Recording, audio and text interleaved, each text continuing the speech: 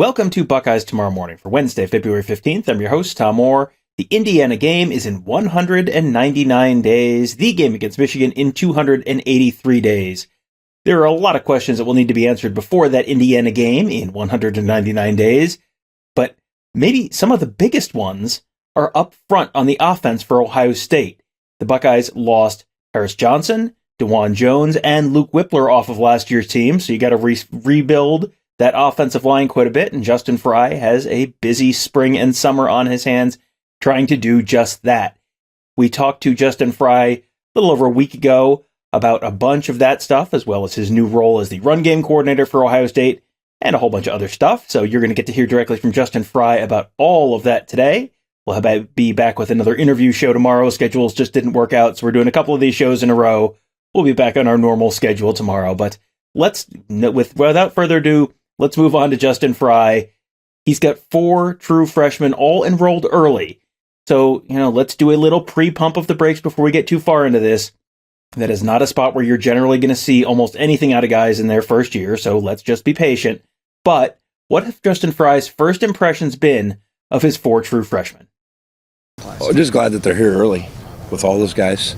The progress and the development of offensive linemen it's long and it's tough. So those guys all coming in mid-year is good to get acclimated to everything, to getting into the weight room with Coach Mick, getting in with Kayla in the meal and doing those things.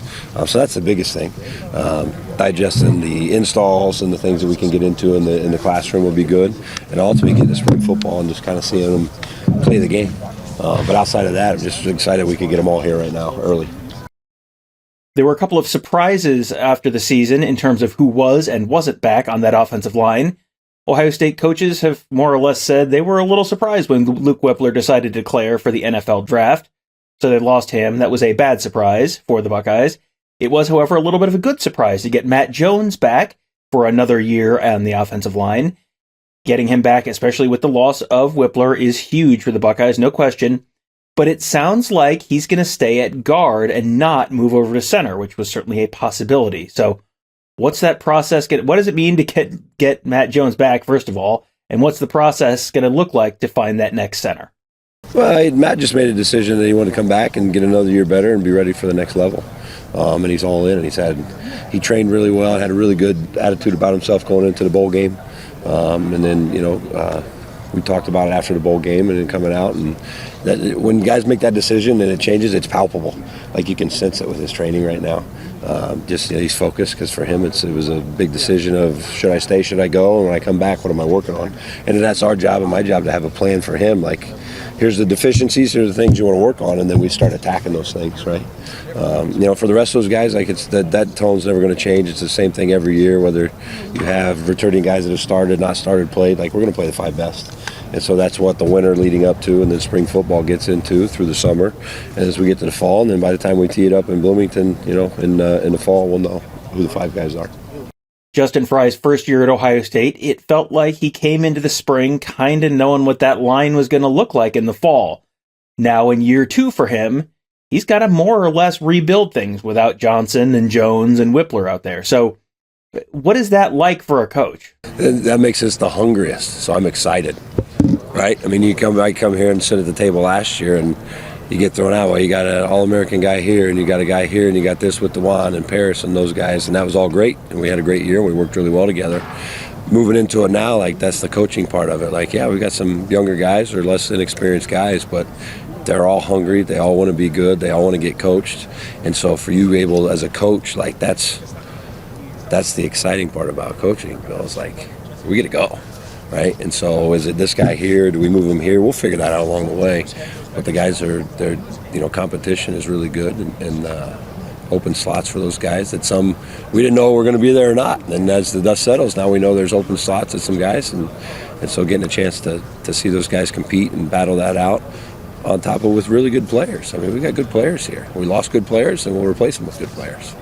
When you've covered Ohio State football for a few years, you start to recognize the patterns of the seasons and some of the questions you'll sort of hear every year at this time. This one is a popular question this time of year. If you had a game today, do you know who your starting offensive line would be? 5 guys. Right. No, outside of that, no. I did to speculate or dive into that. No, I mean we were back. Obviously being off the road and getting a chance to be around these guys and the limited football that we get to do, but the weight room and those things. I'm just looking at we go all the way back to elementary. I mean, we've talked this offseason about. I've read Tony Dungy's book back in the day, The Quiet Strength, and he talks about when Paul Hackett became the new coordinator of the San Francisco 49ers. And he's installing the West Coast offense with Bill Walsh, and he starts with 22Z in, and he's looking at Joe Montana, who's won MVPs and Super Bowls. And he's saying, well, I got to teach this guy that. He knows it better than me. He installs it, and you turn around, and the guy's got 3 pages of notes that could teach it better than he did, but he wanted to know the why, the details, and the base elementary fundamentals. So that's what we've gotten back to with all of our guys, whether you're Donovan and Matt, who've played a lot, or Josh or Enoch, or you're these true freshmen coming in that haven't played. We got to get back to basics and fundamentals and build from there. And then how far can you go and can you climb is based off how well they execute and operate. In addition to the changes in personnel, Justin Frye is also dealing with a change in his role. Yes, he's still the offensive line coach, but he's also now the run game coordinator. So what's that like, trying to balance those responsibilities with the offensive line job? That's our world. I mean, we start there. So same deal, just like I said last year, like I had to kill another tree and get a new business card. But our staff just in general now, I mean, you go from Brian and down with Tony and with Corey and then with Key coming in and myself, like there's zero egos or issues in that of like, well, this is my job and this is my job. Like we all want to build this thing together and continue to do that. So, what does that mean through the eyes of the offensive line? Yeah, it's probably good that they're sitting there saying, all right, the run game plan and what we're doing was seen through our eyes because coaches got input on it. And then you build that, but there's not a new avenue that has to go down that may take away from technique or fundamentals or those things with our guys up front. The other big change, and really the biggest change on offense, is Brian Hartline is now the offensive coordinator with Kevin Wilson off to Tulsa. So what is that? What's the most exciting part of that for Justin Frye? I think anytime you guys get new opportunities to kind of expand and grow, you get you all in the profession, you grow. You start as an intern, or I started an intern and a GA and then a full-time, and then you start adding titles with more responsibility. You're able to expand and grow. And so for him, I mean, this guy's, he's played ball at a high level here. He's played ball in the National Football League. He's coached at a high level, recruited at a high level. And now for him to have more input and be able to have more of his stamp on it, as you would say, I get excited because he's a damn good football coach. And so we all get to be part of that. So just had a great year working with all these guys last year. It was fun. They, being the one new guy on our side of the ball, we had no issues that way because we worked well together. And so now him getting a chance to expand and grow is awesome for all of us. In the past, on this show and others, we have talked about the possibility of solving one of that empty tackle spots by kicking Donovan Jackson out from guard to tackle. But earlier this month, Ryan Day made it sound like the plan was going to be to keep Jackson at guard. So is it safe to read that as a positive sign for the development of the rest of the guys at that tackle spot? Yeah, it's a good chance for all those young guys. We got Josh has played a little bit. You got, Zen was played some, sparingly a little bit. And then you look at like George and you look at, the new guys coming in, like you get a chance for a lot of these young guys to go operate at the tackle position and see what happens. So, I think we just said, like we're starting today, who's playing the game, like the 5 guys. I don't know who they are yet, but there'll be 5 of them. So I'm just excited to see what happens in the competition and you're sitting there behind a guy that's an incumbent guy or, I'm behind Paris Johnson. I'm fighting my butt off. I'm training because my number could be called at some point, an injury or whatever. Well, now Paris is no longer there. Like, now it's go time. Similar to talking about with Brian, like, how much can I grow? What can I show? I'm ready to take the next step and do that. So these guys will have a good spring battle in that way. While we're not entirely sure who's going to fill those tackle spots this year, it does seem like a fairly safe bet that if he's healthy, Josh Fryar is going to be one of those. He seems like kind of the next man up at least one of those tackle spots. He's played more there than anyone else on the roster and played mostly on the right side of the line. So do they want to keep him on the right side of the line? Or if he's the best guy, do you slide him over from right tackle to left? You got to see how guys function that way, right? I mean, some guys are right brain and left brain. Some guys are left brain. Some guys are, can do internal guys can play guards in both sides. That's just a feel thing right now, so we'll figure that out. But we're going to play our 5 best or 6 best. I mean, at the end of the year, at some point last year, Josh was playing tight end. So he's in a left-handed stance one play, a right-handed stance the next play. Or we can do, those are all things that we got to figure out through the spring, and we will. But I mean, right now they're getting big and strong and back with Mick and letting those young guys grow and get stronger that way. And then the fundamental component will add as we get closer to spring that way. But yeah, I mean, not dodging questions, like I just don't know right now, other than I'm excited to see who steps up and who fights and who battles. And, new guys coming in. We got Victor coming in, so where's he going to end up? What's he going to end up doing and pressing guys for? Just excited about the competition of it all. I mentioned this off the top of the show, but you generally don't see young guys making a big impact on the line. And in this next answer, Justin Frye does a really good job of spelling out why. This is a great answer. Make sure you listen to this one. Like, really pay attention to this one, because there is a process for developing a young offensive lineman. And yeah, you'll have your random Orlando Pace or Michael Jordan who can step in as a true freshman starter, but usually it's going to take multiple years to develop a Big Ten offensive lineman. So what is that process? And what are some of the specific things he's looking to see from some of the second-year and third-year guys now during the spring and summer? Well, I just think it goes in phases. I just talked to my guys about this, so I won't go generally each specific guy, but as you look just through phases, year 1 of college football for a lineman, you learn how to play college football. How to show up to meetings on time, how to train, how to be at the weight room, how to get with Kayla and organize your meal and get stronger and faster, right? Year 2, you figure out how to play your position, and then by year 3, you play your position. That's the general progression of that. So then as you've put guys into those phases in our room, you got those young guys like Tegra and Carson and George that they came in last year and just trying to keep their head above water of when am I with Mick on Tuesday, and then when is the meeting, and when is that? Those guys now, as they get into this spring, can actually start playing offensive line, right? They're bigger, they're stronger, they've acclimated to game plan terminology, to defenses and those things. So those young guys there are just a step a little bit ahead of the guys that just got here, because now you talk about those 4 incoming true freshmen that all came mid-year.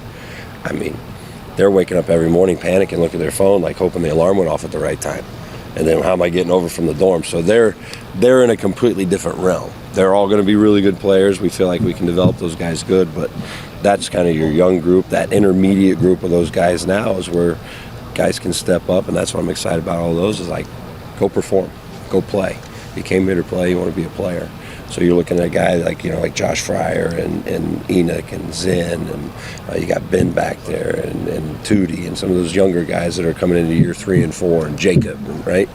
Now they're stepping in saying, all right, now I really want to be a big part of this thing. They know how to line up. They know how to set up in the weight room. They know what the meetings are like. Now I just got to step up and perform.